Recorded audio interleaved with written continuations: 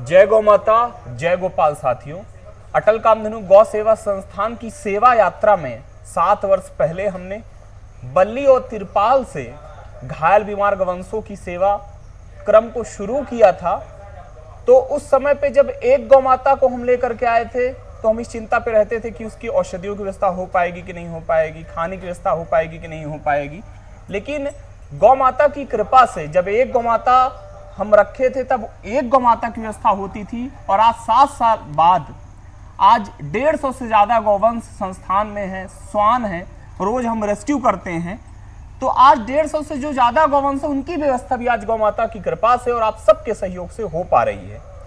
तो जो हमारा यहाँ पे आवश्यकताएं हैं ये है भूसे, चारे का प्रबंध करना, औषधियों का प्रबंध करना, और जो हम लोकल रेस्क्यू करते हैं हमारे एम्बुलेंस का संचालन।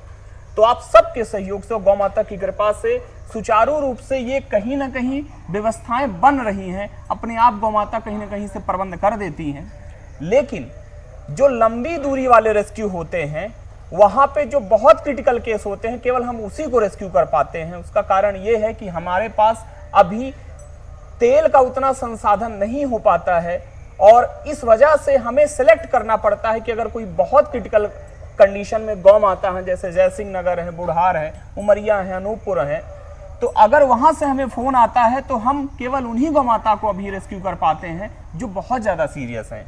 होता यह है कि मध्य प्रदेश में कहीं भी पशु चिकित्सालय में भर्ती करके इलाज करने की व्यवस्था कहीं नहीं है, और सरकारी स्तर पे कोई भी पशु एम्बुलेंस गायों को अस्पताल तक ले जाने की व्यवस्था उपलब्ध नहीं करवाती है। इस वजह से अगर किसी गौ माता का एक्सीडेंट हो गया है दूर दराज, तो उसके लिए अगर उसका प्राण बच गया है तो वो उसके लिए यातना से कम नहीं है, क्योंकि वो जब तक जीवित है वो सड़क में ही पड़ी रह जाती है। सरकारी स्तर में ऐसा कोई भी एम्बुलेंस का प्रावधान नहीं है कि उसे अस्पताल तक ले जाया जा सके। ऐसे में जब हमारे पास फोन आता है तो हमारे पास बहुत सीमित संसाधन है। तो लंबी दूरी का जो रेस्क्यू हमारे पास फोन आता है तो हमें फिर सोचना पड़ता है कि जो बहुत ज्यादा सीरियस गौ माता है उन्हीं को हम लेके आ पाते हैं। जैसे मैं इन गाय माँ की बात करूं, इन्हें हम जयसिंह नगर से लेकर के आए थे। इनका एक्सीडेंट हुआ और एक्सीडेंट के बाद ये 3 दिन वहीं पे पड़ी रह गई रोड में। बारिश का समय है तो बारिश में ये वहीं पे पड़ी रह गई, भीग रही थी, धूप आई तो धूप में ये पड़ी रह गई, और कोई सरकारी ऐसी व्यवस्था नहीं थी कि इन्हें शेल्टर मिल जाए, छाया मिल जाए, क्योंकि केवल उपचार बस काफी नहीं होता है जब कोई गौ माता एक्सीडेंट या तकलीफ में होती है। तो इस वीडियो के माध्यम से मैं आप सभी से गुजारिश करना चाहता हूं, क्योंकि जो लंबी दूरी वाले रेस्क्यू हैं हम केवल उन्हीं को रेस्क्यू कर पा रहे हैं जो बहुत ज्यादा सीरियस हैं।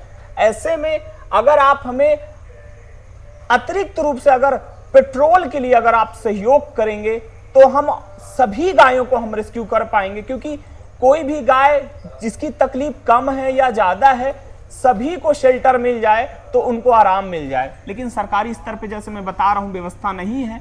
तो ऐसे में हमारे ऊपर बहुत ज्यादा हमें संघर्ष करना पड़ता है, हमें सोचना पड़ता है जब कोई लंबी दूरी का रेस्क्यू आता है।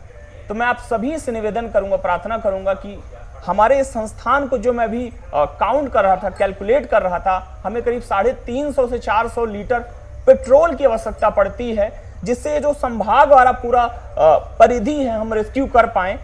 तो मैं सभी से निवेदन करूंगा कि आप से जो भी बन सके आप पेट्रोल में भी हमें मदद करें। जैसे आप दवाइयों की व्यवस्था करवा रहे हैं, भूसे की व्यवस्था करवा रहे हैं, हरे चारे की व्यवस्था करवा रहे हैं, तो बारिश के समय में क्योंकि एक्सीडेंट बहुत ज्यादा हो रहे हैं तो मैं निवेदन करूंगा कि आप पेट्रोल की भी हमें अलग से जरूर मदद करें, ताकि कोई भी गौ माता ऐसा ना हो कि एक्सीडेंट होने के बाद वो पड़ी रह जा रही हैं, उन तक हम मदद नहीं पहुंचा पा रहे हैं। तो आप पुनः आप सभी से मैं अपेक्षा करूंगा कि आप जरूर पेट्रोल के लिए भी हमें मदद करेंगे, ताकि हमारी जो गौ एम्बुलेंस है वो सुचारू रूप से चल सके। जय गौ माता, जय गोपाल।